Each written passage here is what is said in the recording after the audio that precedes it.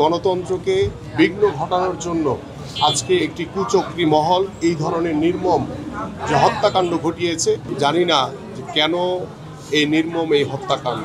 ইতিমধ্যে একজনকে অ্যারেস্ট করা হয়েছে এবং বাকিরা যারা এটার সাথে জড়িত আছে তাদেরকে যাতে দ্রুত আইনের আওতায় এনে তাদেরকে অ্যারেস্ট করে যাতে তাদের বিচার কার্য সম্পন্ন করা হয়। বিভিন্ন সময় বিভিন্ন মানুষের সাথে ওর মিশতে হয়েছে, কথা বলতে হয়েছে, বাট আলহামদুলিল্লাহ ও এত একটা ভালো ছেলে ছিল, কোনো রকম কোনো ঝামেলার ভিতরে কখনোই ছিল না।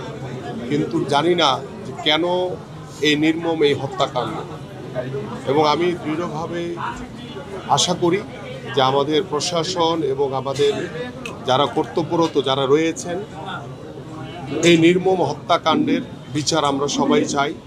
এবং আইনশৃঙ্খলা বাহিনীর দ্বারা আমরা যারা এই নির্মম হত্যাকাণ্ডের সাথে জড়িত আমরা আশা করি যে আগামী 24 ঘন্টা থেকে 48 ঘন্টার ভিতরে ইতিমধ্যে একজনকে অ্যারেস্ট করা হয়েছে এবং বাকিরা যারা এটার সাথে জড়িত আছে তাদেরকে যাতে দ্রুত আইনের আওতায় এনে তাদেরকে অ্যারেস্ট করে যাতে তাদের বিচার কার্য সম্পন্ন করা হয়। কারণ আমরা এই ধরনের হত্যাকাণ্ড আর কখনো দেখতে চাই না। কারণ গত 17 বছর আমরা ওই স্বৈরাচার দ্বারা বিভিন্নভাবে নির্যাতিত হয়েছে, আমাদের বহু ভাইদেরকে গুম করা হয়েছে, হত্যা করা হয়েছে।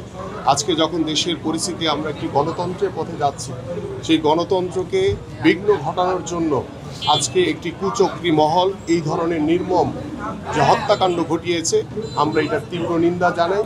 এবং আমার ভাই কিবরিয়া আজকে পৃথিবী থেকে চলে গেছে, এই ধরনের হত্যাকাণ্ড যাতে ভবিষ্যতে আর না ঘটে সেটা আমরা আশা করি।